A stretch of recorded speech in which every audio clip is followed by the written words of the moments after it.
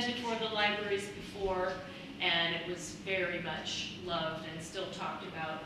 And this is a nice tie-in for the libraries this summer. Our theme for summer reading program is Oceans of Possibilities.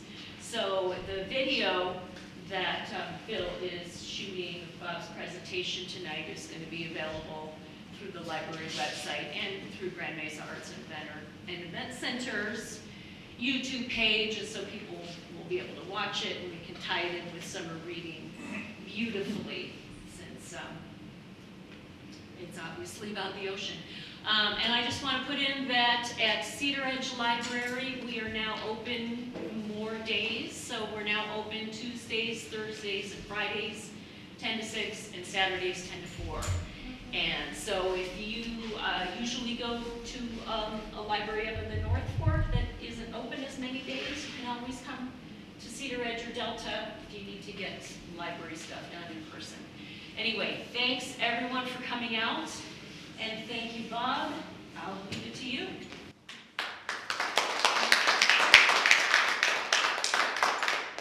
Thank you, Mary Ann, and thank Voices of the Western Slope for having me tonight. And thank you all for coming out on this somewhat chilly evening. Let me ask, I know some of you have spent some time on coral reefs diving or snorkeling. How many of you are there who have floated over a coral reef? Oh, great. So you will appreciate how lovely these places are. And let me transport you, at least for a little while, to a warmer clime, even if it's just in pictures. I started out as a graduate student in geology, classical geology, but with an interest in limestones, because I had been told by an advisor in college that half the world's oil comes out of limestones, and I could get a job with an oil company. So that was my initial goal going through graduate school, looking at limestones. And in order to understand better ancient limestones, I thought it would be a good idea to go to where they're forming today to make comparisons between the recent and the ancient.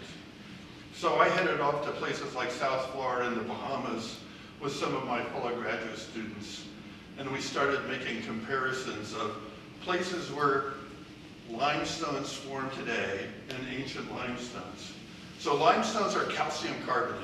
So you'll hear me refer to these sediments as carbonate sediments. And coral reefs make carbonate sediments, and they also happen to make great oil reservoirs. But that's not why we appreciate coral reefs today. We now know that coral reefs protect the islands or lands just landward from them from big waves and floods during tsunamis and hurricanes. They provide fish and protein to local populations on islands in the Pacific and other places.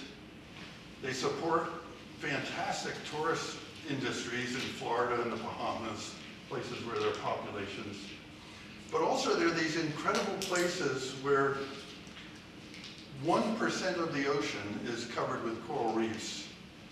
And that is home to more than 25% of all the living creatures in the oceans. They're still counting the number of species in the world, but right now it looks like there are more species on coral reefs than there are in rainforests. So there's plenty of reasons to worry about coral reefs. I started this as a young man. Now I'm an old man. What can I say? But along the way, I was able to see lots of changes in coral reefs. And what I'd like to do tonight is try and show you some of these same changes. We're going to be looking at sort of three things. One is Coral Reefs 101. I'll give you a primer on what coral reefs are. And then we'll look a little bit at the history of man and men's relationships to coral reefs. And finally, we'll look at the changes I've seen over the course of my career. Instead of going to work for an oil company, I wound up going to work for the Department of Interior for the U.S. Geological Survey, and I spent 35 years looking at changes in coral reefs. Well, today we're seeing headlines like this. Marianne and I had a little discussion about what does coral reefs have to do with Voices of the Western Slope? It's a little bit of a stretch. Well, actually it's not. We're here in this drought today, and by counting tree rings in the news lately, there's been articles like this, that this looks like the worst drought in the last 1,200 years.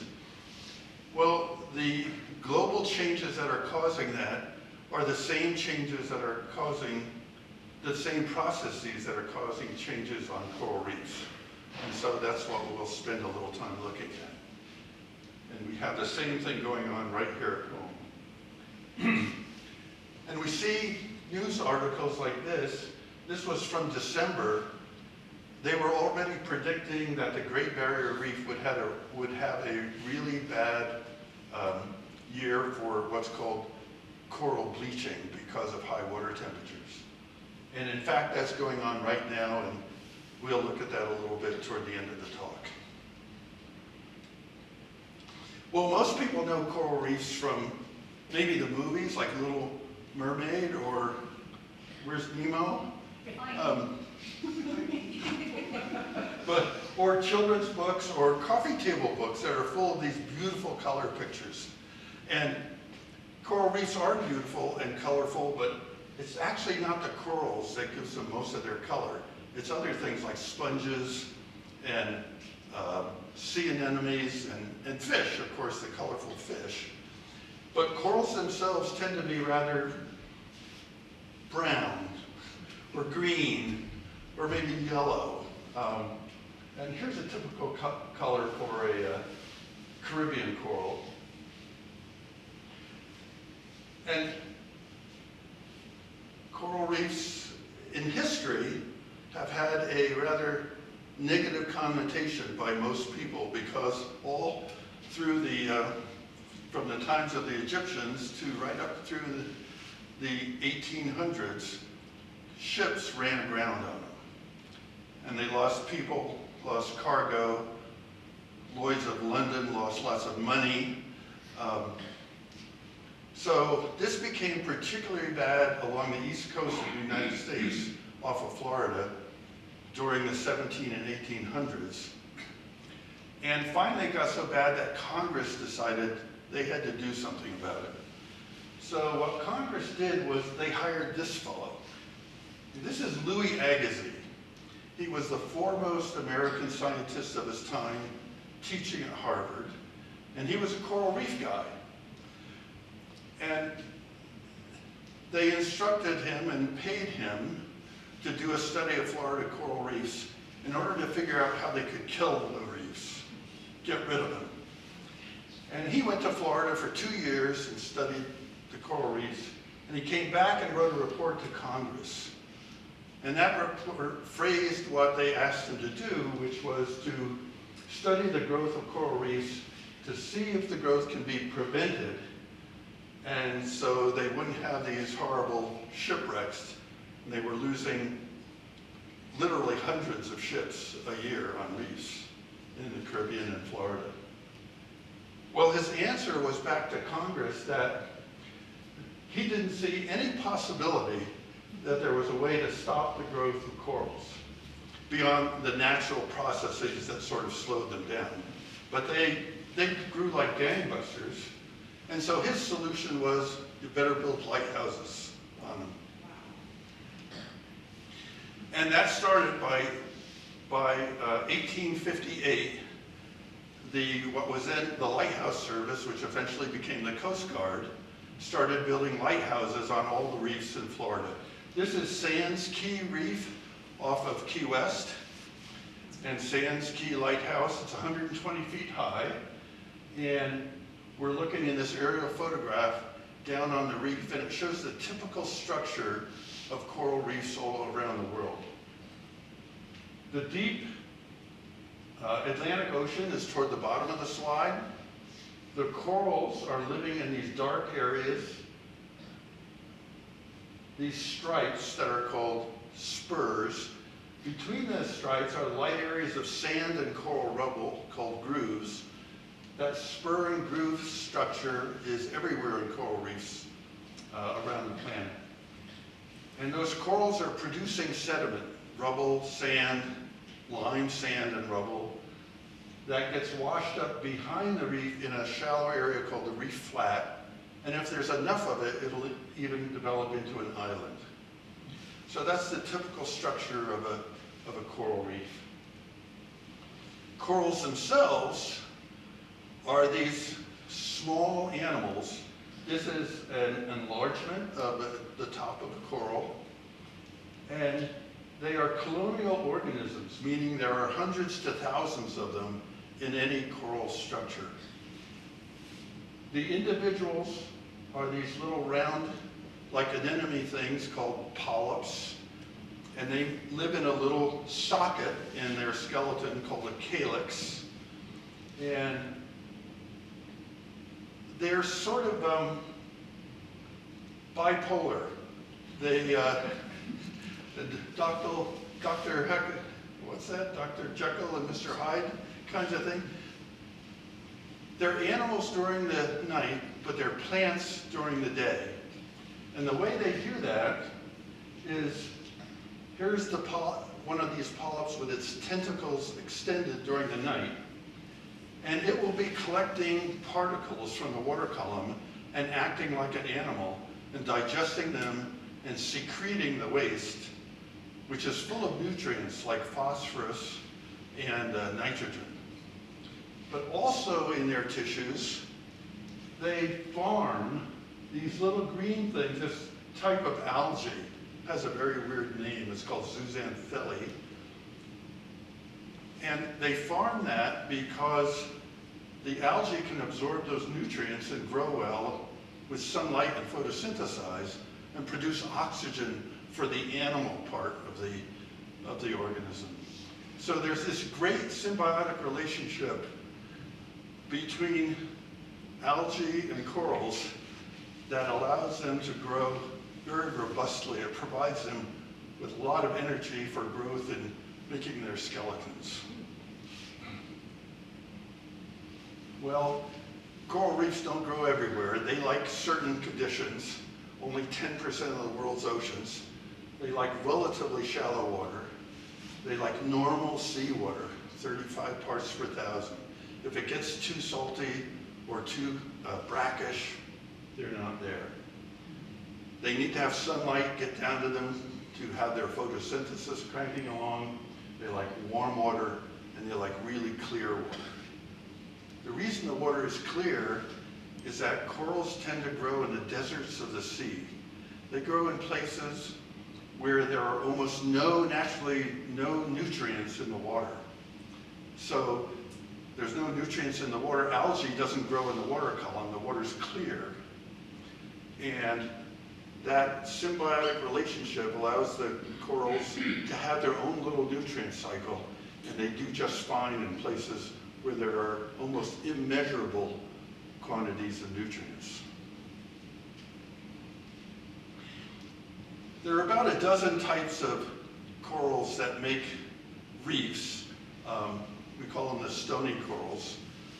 And they come in sort of two varieties. They come in boulder corals like this. These are brain corals for the most part. And they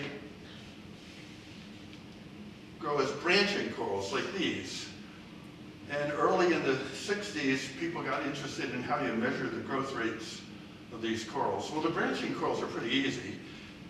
You measure it, tag it so you know you're coming back to the right one, come back in 6 months and measure it again. And this particular species grows 6 inches in a year, and then in the fall, it tends to split and branch, sometimes 2, sometimes 4, but on an average, 3 branches a year. And then the next year, they grow 6 inches, and that's a classic exponential growth pattern. So if you sort of do the math, you know, in about 50 years, this coral would take over the world. Well, of course, it doesn't do that. There are things that prevent the corals from reaching their full growth potential. They can't grow out into the air. There are storms that come along and break them up and turn them into rubble on the seafloor. Fish, anemones, starfish, even some worms eat corals. But even with all of that, they grow at a pretty good rate.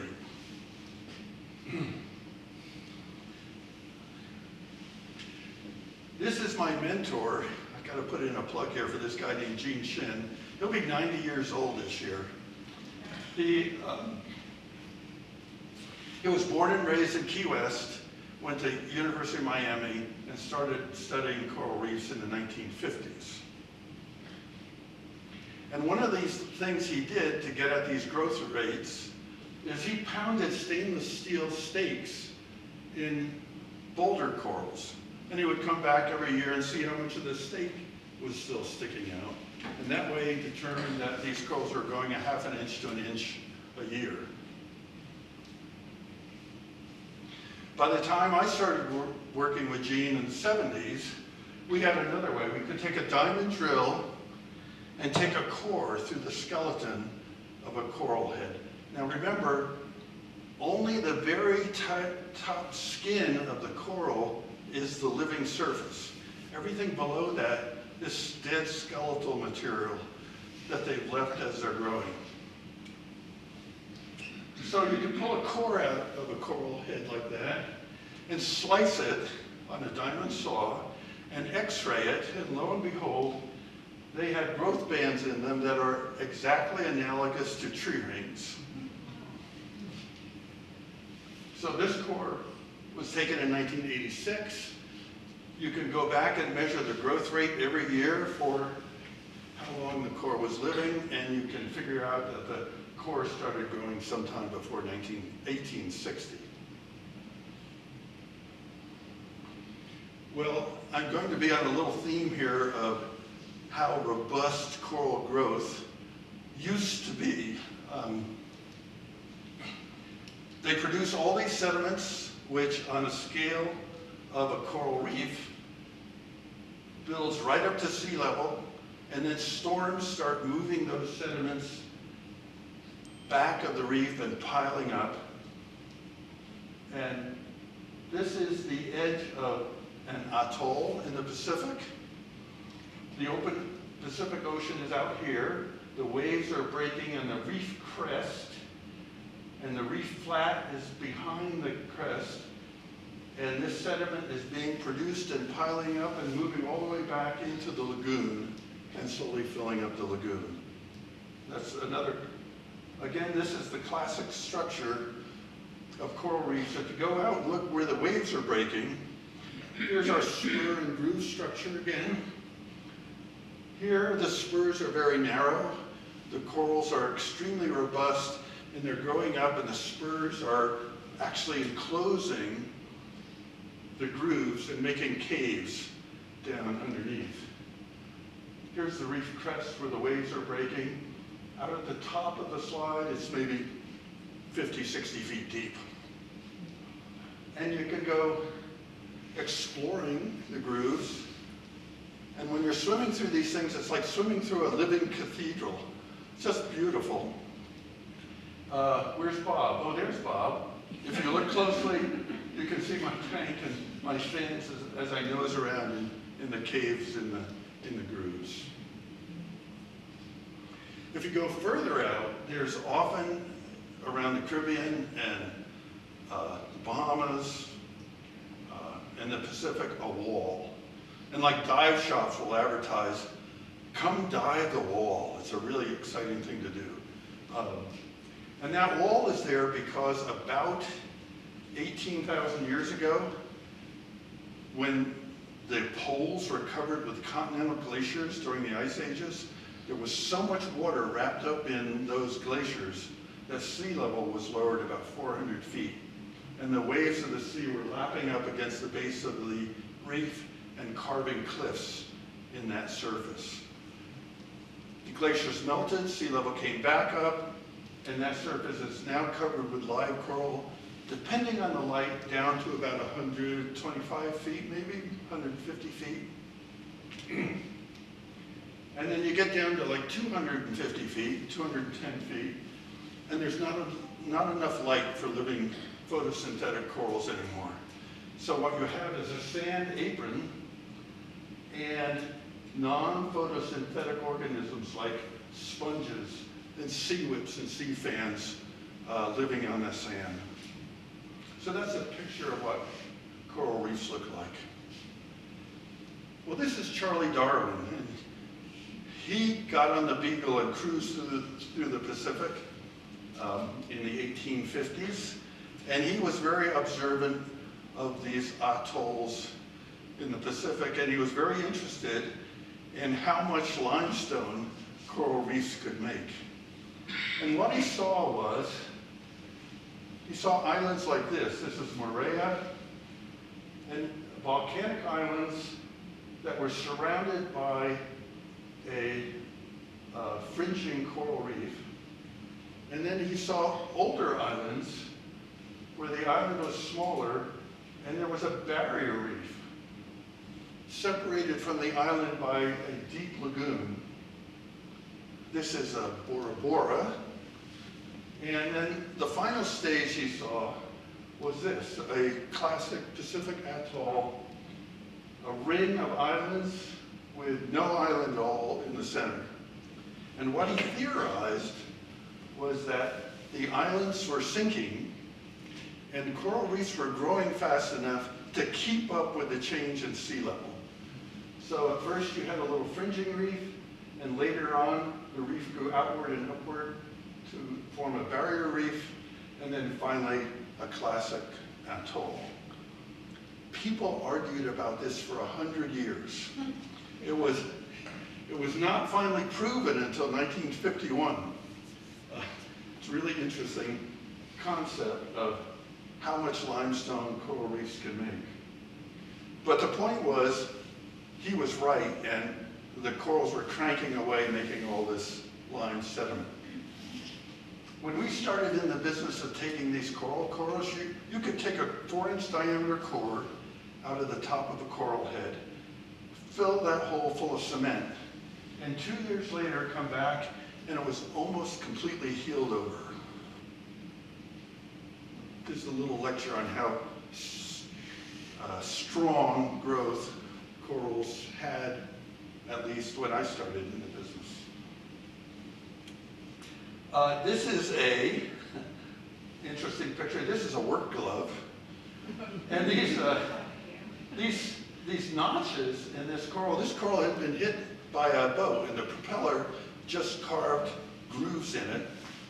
When it was fresh, there would have been big white marks in the skeleton there. All of that has healed over, and in another few years, that groove too would be entirely gone. Okay, let me show you the most extreme case of the virility of corals that I know of, that I experienced. This is a nuclear bomb. I had the dubious pleasure of being under contract with the Air Force and Los Alamos Labs to do surveys of nuclear craters in the Pacific. And we went out and mapped a couple of big nuclear craters on the Inuitak Atoll in Bikini. So this is an aerial photograph of the margin of Inuitak Atoll. And what you're looking at is the open Pacific Ocean up here, the edge of the reef where the waves are breaking, here the reef crest, and the reef flat. The reef flat is really wide here. It's more than a mile. And this figure 8 thing here is where 2 nuclear devices were set off by the military. You can see the rays of sediment that were blown out of these craters, just like some of the craters on the moon. This one, which they called Oak, was a mile across and 400 feet deep. You could put all of downtown Denver in that hole. And what's interesting here is that blast knocked a chunk of the outer reef off that went sliding down into the open Pacific Ocean off the atoll. Well, they built structures, there were actually islands here to begin with, and they built structures on the island to support the nuclear blasts and get it ready and monitor as well as they could when it went off. And some of those structures still remained in the 80s when we worked there. And you could find corals growing on this debris, and using our dating techniques, we were able to show that these corals started growing within 2 years of the atomic blasts. Corals were tough.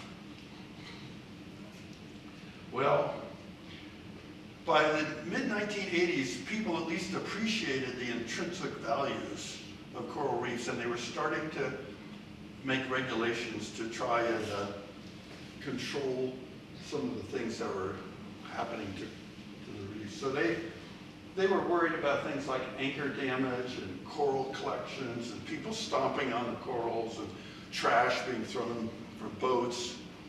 And so regulations were put in place to try and stop some of the physical assaults to coral reefs in the 80s.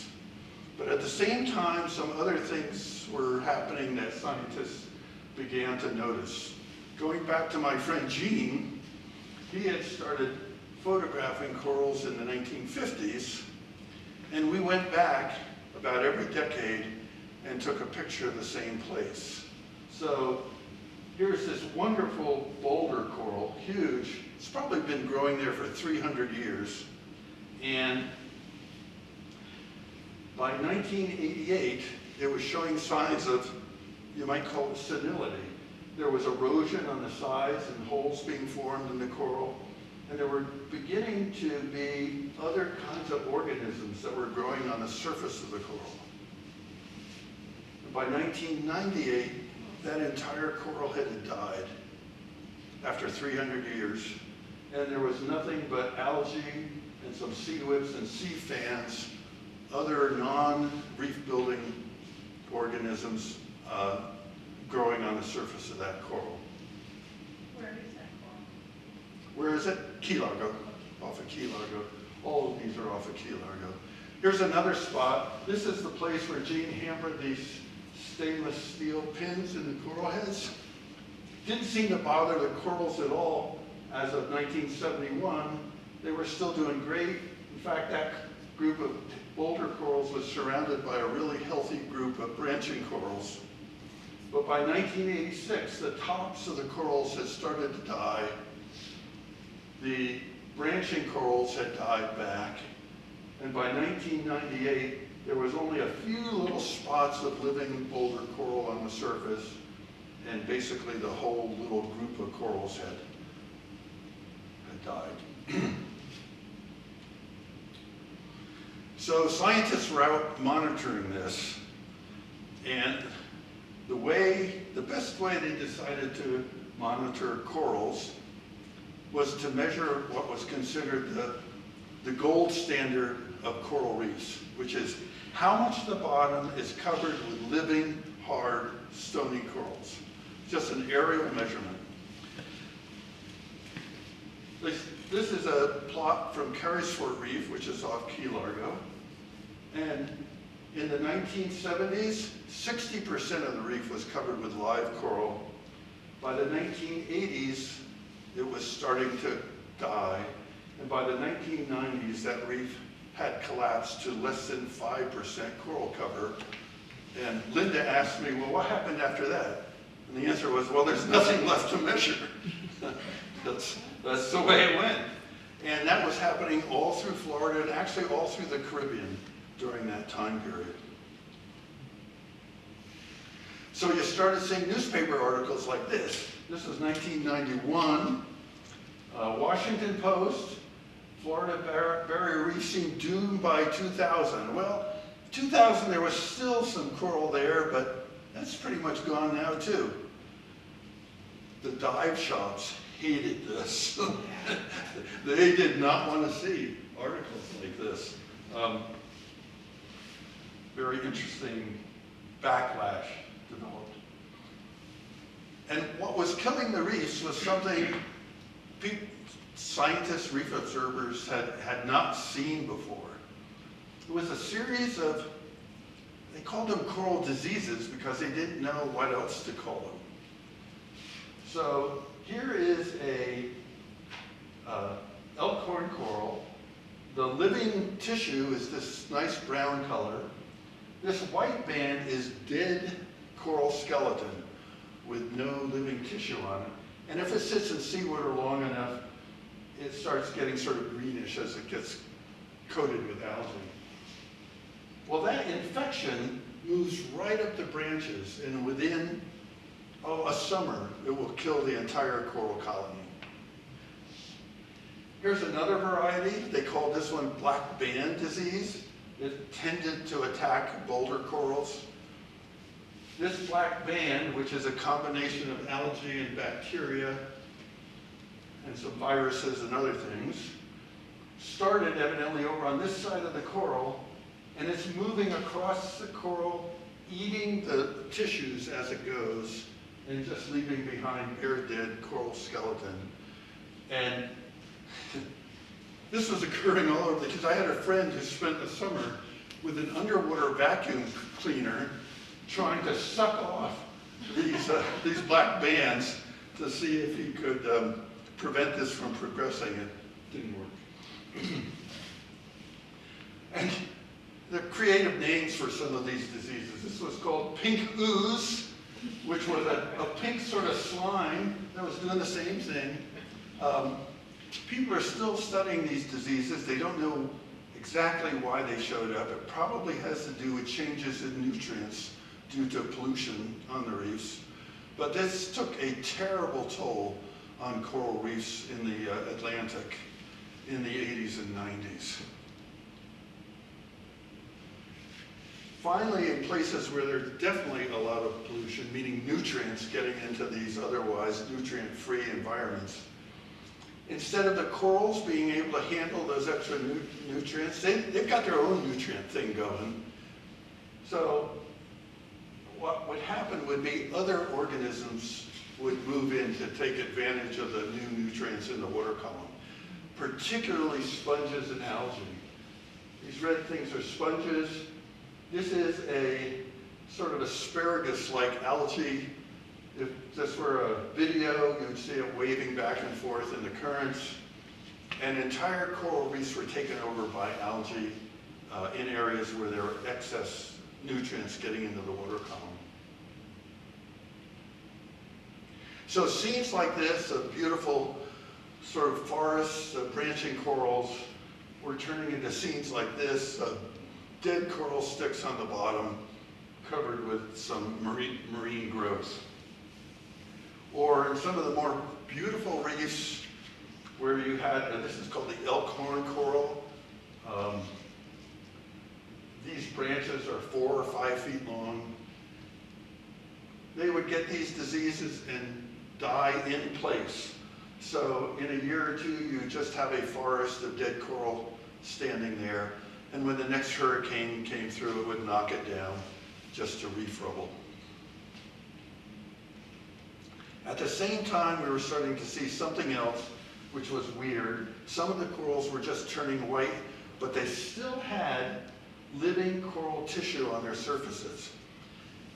The coral had been stressed, and it threw out its symbiotic algae. It's that symbiotic algae that gives the coral its color. So when that's removed, the little corallites are clear. You see right through it to the coral skeleton. They can survive this way for 6 weeks up to maybe 3 months. But if the stress continues beyond that, they'll die. If the water cools off early enough, they can reacquire that algae and regain their color. But this was getting worse and worse. It was sort of interesting. We'd go to international meetings and talk about this happening in the Atlantic. And the guys from the Great Barrier Reef would say, oh, we don't have that problem. That's an Atlantic problem. Well, a decade later, guess what? They started doing this. So this is on the Great Barrier Reef. First they were seeing patches of coral bleaching. And now right now, January, that prediction they made in December about bad coral bleaching on the Great Barrier Reef in January is happening. Acres and acres of live corals are bleaching at this very moment. Well, what's going on? Well, what's going on is the oceans are getting warmer, and bleaching is a reaction, a stress reaction to temperatures too high for corals. And you may know that the Earth is getting warmer. Well, 93% of that heat is going into the oceans. So in places, shallow water, places corals like to grow, they're getting hotter and hotter during the summer. So like right now, it's our winter, but it's the Australian summer, and the Great Barrier Reef is bleaching.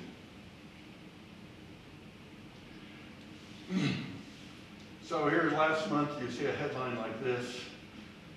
Now, worldwide, there's really no safe haven for coral reefs. This bleaching is going on just about everywhere there are coral reefs. You may have seen this graph before. This is a rather famous graph in atmospheric science. It's the amount of carbon dioxide in the atmosphere over the last 50 years. And it's been zooming up. And it's been doing a couple of things. One is, most people think that's what's responsible for the atmospheric warming. And two, that carbon dioxide is being absorbed into the oceans and making them more acidic. They can actually measure the pH and see the change in the pH in the oceans over the last 20 years. So now, in addition to coral bleaching, we're beginning to dissolve away those lime sediments. You know, you take a piece of anything, limestone or cement, you put a little acid on it and it fizzes. Well, that's what's happening in the world's oceans right now. There's enough lime carbonate sediment lying in the shallow water that that's probably where most of the active dissolution is going on right now. But at the same time, it's making it harder. The corals have to provide more energy to make their own skeletons as they're trying to precipitate calcium carbonate against this more acidic ocean. So the threats we worry about to coral reefs today have changed. They're not so much physical threats as global threats. You know, pollution and coral diseases, the oceans are getting hotter, and the oceans are getting more acidic, which actually not only corals, but clams,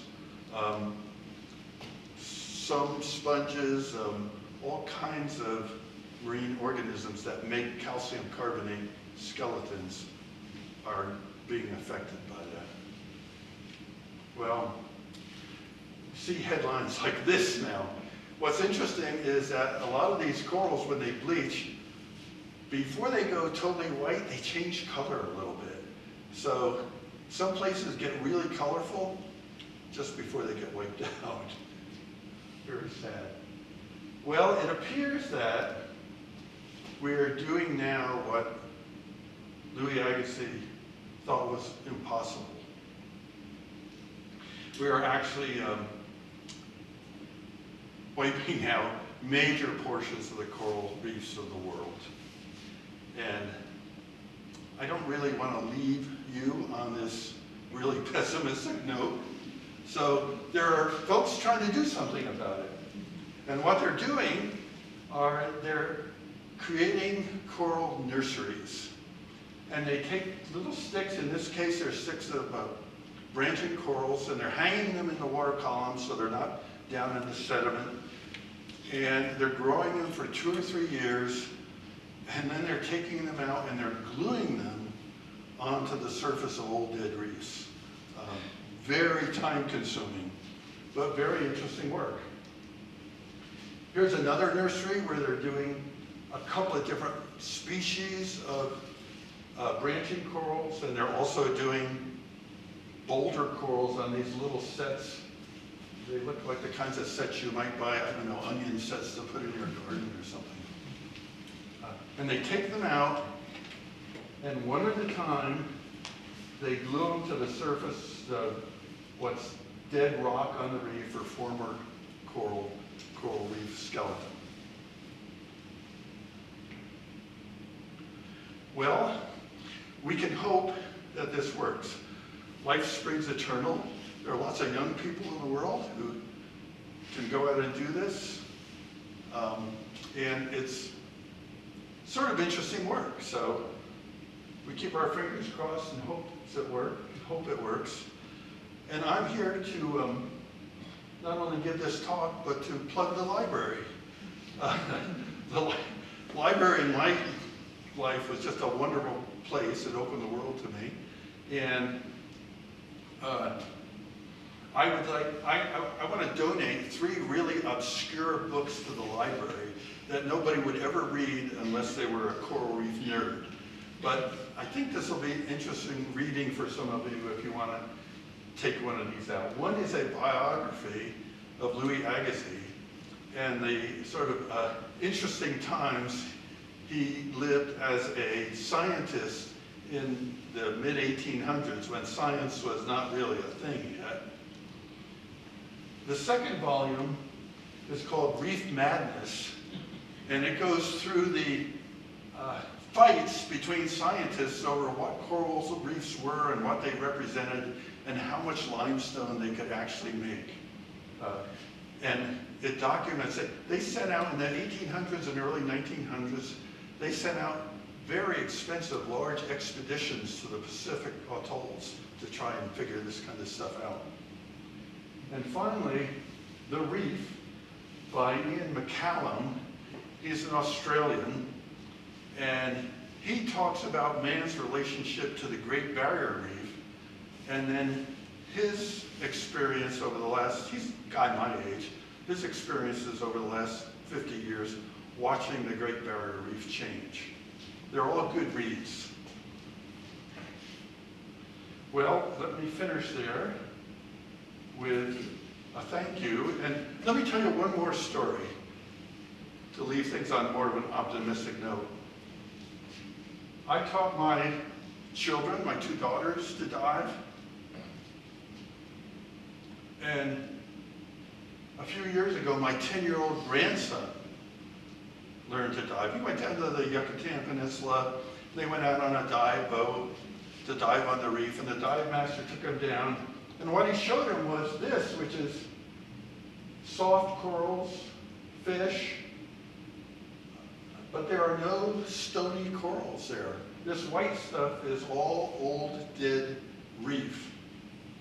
The water was clear, the water was warm.